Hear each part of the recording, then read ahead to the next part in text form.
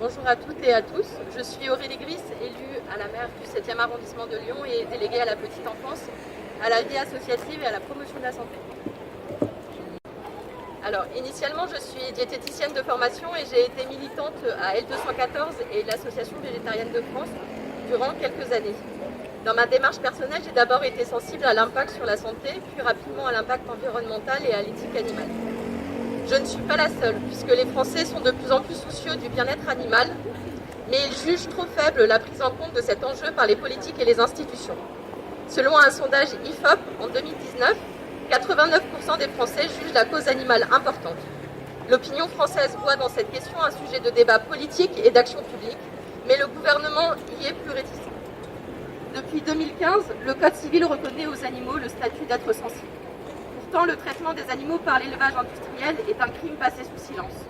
Élevage sans accès extérieur, élevage en batterie, séparation des petits de leur mère, broyage des poussins, mutilation, castration à vif, violence physique sur les animaux abattus à la chaîne.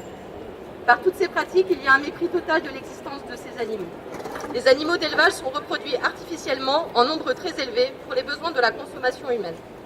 On estime qu'il y a environ 1,3 milliard le nombre d'animaux élevés et abattus chaque année en France, dont 82% dans le cadre de l'élevage intensif. En plus, notre consommation de viande impacte lourdement le climat, la biodiversité et notre santé. L'impact environnemental des élevages intensifs est conséquent et aujourd'hui bien documenté.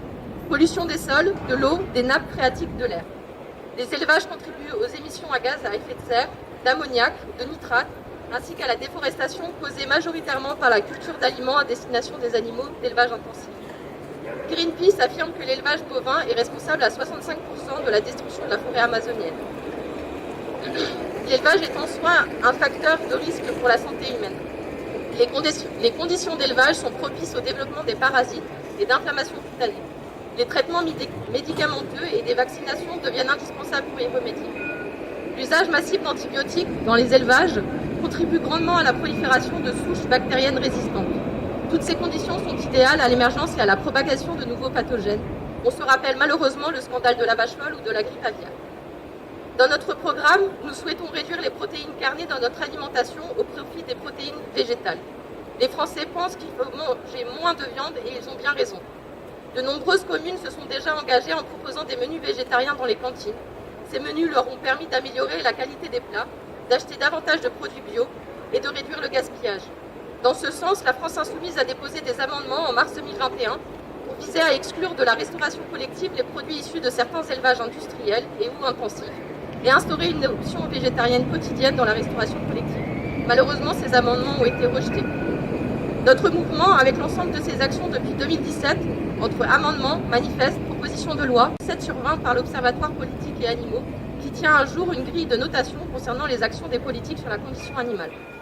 Nous prenons régulièrement position au niveau européen, national et municipal sur la question des animaux de compagnie, contre les expérimentations sur les animaux, l'exploitation dans les zoos, les cirques ou encore les pratiques de chasse à courre et chasse à grue.